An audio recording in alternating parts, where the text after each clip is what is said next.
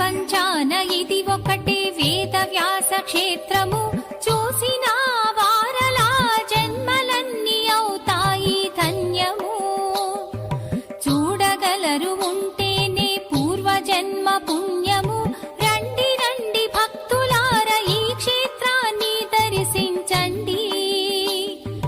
ఆది గురువు వ్యాసుని ఆశీస్సులు పొందండి. ఇదే వేద వ్యాస సనాతన ధర్మక్షేత్రం.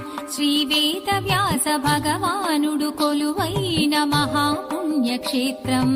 ఇదే వేద వ్యాస సనాతన ధర్మక్షేత్రం.